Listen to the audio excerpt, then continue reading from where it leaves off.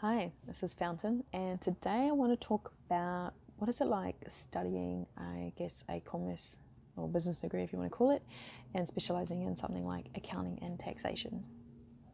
How boring you might think or say, but it is actually something that I did study, and obviously the information I'm sharing is probably going to be limited to studying in New Zealand, and also want to mention that I haven't actually pursued a career with that qualification as such.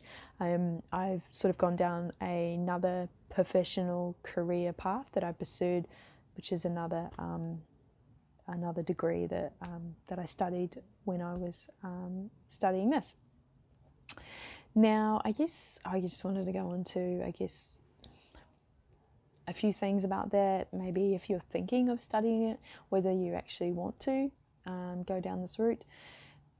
Or whether maybe you don't even need to study it, because what it is that you think that you want to achieve or you want to experience, you don't actually have to obtain this kind of qualification to do so. Or maybe it's just going to help provide you with a little bit of clarity around what can I kind of expect? Although expectations are not always great, because I guess you can expect something that can be completely different. So yeah, first thing I want to talk about is that I found it was great to learn about the structures and so-called rules of things like economics, finance, taxation, accounting, marketing, commerce, like in general, running a business, technology, organizational structures, management. So often these kind of like commerce degrees will have a range of different classes across all of those, and probably more as well. And I found it like it's really, if you want to learn about those things, it can be a good way to do that. Because even if you don't necessarily want to work within the kind of standard societal norms of those structures and of those topics, it can still help provide you a bit of guidance as to actually how they work, so that if you wanted to create something else, you still have, I guess, a comparison or an idea of what makes that work, or what seems to make it work but it doesn't actually work. So yeah. Also wanted to mention that, like, if you wanted to become like a chartered accountant, then you will actually need to do more study while you are working, and that's the case in New Zealand, and I know it's the case in some other Commonwealth nations around the world as well. And so I also know that there are many countries that follow very similar accounting practice principles. So you can also, not say it's like super easy, but you can also say do your accountancy like in New Zealand or whatever, and it might be easy if you got your chartered accountancy in New Zealand, and then you can actually maybe move to another country or live somewhere else in the world and still be an accountant. You probably could potentially get your chartered accountancy after you study in another country, but I don't know the level of difficulty around that. And I'm also aware that some countries don't. When I studied accounting, I know that in the United States, they had their own principles and applications of the rules. And so you couldn't necessarily be an accountant in the US just from your study in like New Zealand. Obviously, like if you want to become a chartered accountant, then you will need to do this. You will need to study accounting, whether that be through it's basically a bachelor, an undergrad, at least an undergrad bachelor, and that will need to be a specialisation, usually in accounting, to then be able to become a chartered accountant. However, just because you do accounting doesn't mean you're actually going to become an accountant, or that you want to become an accountant, excuse me. But it can open up many doors. And I do remember saying that often got thrown around a lot was that a lot of the CEOs of companies in the world, especially big ones, they come from an accounting background.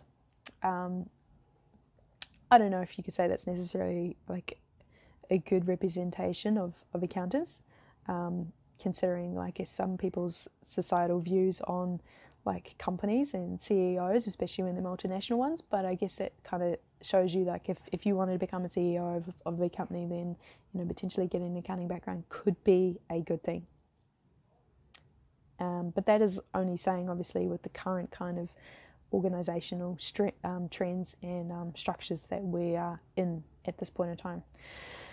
Now, I found like my study at university was probably a bit more theoretical. I actually did some accounting study at a different kind of tertiary educational provider that was more practical, and then when I moved to university to study the other degree that I also did and continued on with the accounting, it was a bit more theoretical. So you can obviously, if you're looking at doing something like this, you don't necessarily have to go to like some top university.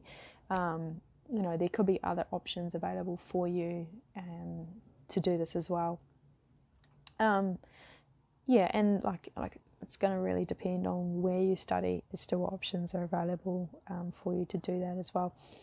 Now, I guess it's hard to say how much something like this costs to study, because it's really geographically dependent and it depends on the ranking university, yada yada yada.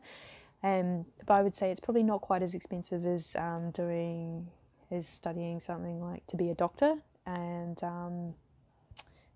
so it's not as probably as cheap as maybe studying to be like I don't know, maybe a nurse or to become a builder. But that's not necessarily true for every situation, and that's also not to say that like being a builder or being a nurse is like any less of a value than being a doctor or an accountant. And also, just a nice little reminder, just because you are of a particular profession or you do a particular job, doesn't mean that that's actually who you are. That's not really your identity. So just reminder, don't become too identified with, I am this or I am studying that. You are much more than that. And I think that's just something that often we need to kind of get our ego in check about, especially like when you lose a job or something and you see those around you that have lost their jobs, that sometimes they can become quite distressed because they've really over-identified themselves with that kind of with that job and with that title and that status. But I guess I'm kind of digressing and heading off into a different direction with the video if I keep going down that rabbit hole. So next one, I guess what I could say, it kind of entails a lot of obviously like basic maths and a lot of principles. It's focused on a lot of principles. Some classes are a bit more mathematically focused, and some are more about like the theory and kind of like the principal kind of rules that don't necessarily always involve numbers.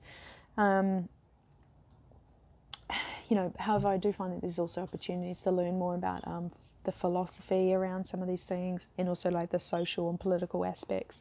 Like probably some of my favorite classes that I took during the study of that was, one of them was sustainability accounting. So it was looking at companies and what they were doing to try and like report the non-monetary kind of aspects of what they were doing in the business. So it's looking at things around like, what are they doing that's impacting the environment, but also what are they doing that's impacting like the society or the community that they are doing their work in. And sometimes those things are kind of hard to, I guess, materialize into kind of like numbers and into like, an accounting kind of spreadsheet and accounting kind of reports, because often they are very much more numbers focused. But I do know that there has been a number of companies that are trying to move into also the sustainability reporting, as they call it, so talking about what are the other things that they are doing, but that can also obviously lead into things like greenwashing. So they sort of overemphasize on like, we're doing this good thing, look at these beautiful things we're doing, da da da da da, but don't look at this other thing over here that we know it's not very good, and often is actually the basis of their business. Let's not get too much into the whole kind of capitalist consumerism around that. But so that was a really interesting class. I really, really enjoyed that. When I seen that was offered as an option, I was, very, very keen. And I'd waited a couple of years for it to then be available for me to take it. And I was very pleased that I did it. And then also another one I did is a taxation class. Yeah, I know, it sounds boring, right? But this one was looking at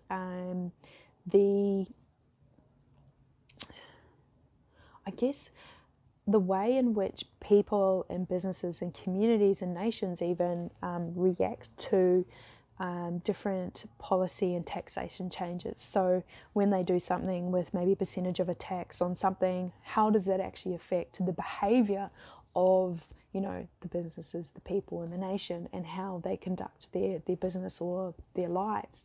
And I found that really interesting. I really enjoyed that class. You know, it's funny because I thought as a child and as a teenager that I quite enjoyed doing that kind of basic kind of maths. You know, I was into, like, I liked doing a bit of maths, but I wasn't really about calculus, or I know it's a bit of a science, but I wasn't really into physics either. But I enjoyed kind of that more sort of basic kind of maths. And but yeah, it was some of with these classes that I really enjoyed. They weren't actually really maths focused. They were much more focused around, I guess, the behaviour, and I almost like the psychology of what goes on when things and decisions are made, and how that affects those other kind of stakeholders, as they call them, around us. So yeah, that is, I guess, my kind of overview on what I would like to provide in regards to, you know, studying accounting and taxation. Usually that's off the branch of studying like commerce of some kind, but yeah, it's really dependent on where you are in the world. And yeah, and I also understand that, like, I'm very privileged to be able to have access to something like that. You know, I was living in a country where you know, university, as long as you had the qualifications of, you know, you'd stayed in school, which I hadn't. I got bored, and so I studied something else, which was kind of like a different tertiary education, and I was able to get in through that tertiary education to go. But also in New Zealand, they have the option available to you, if you're over a certain age, you can just go to university, or if you're under a particular age, you just can take a course, I guess, just to sort of show that that you're going to be able to learn within that environment, or you're going to be able to partake in that environment with the best benefit that you can.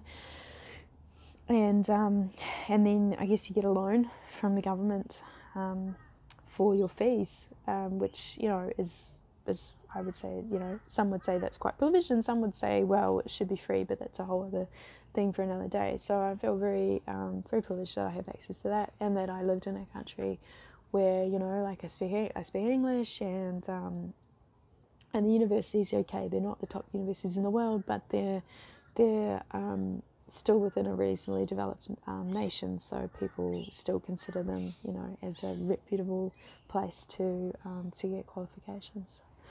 So yeah, and I'm also going to be doing another video on studying law. So if you want to hang around, subscribe to the channel, of course, and keep your eyes out for that video, and it'll be coming soon, and I will see you again soon. Bye.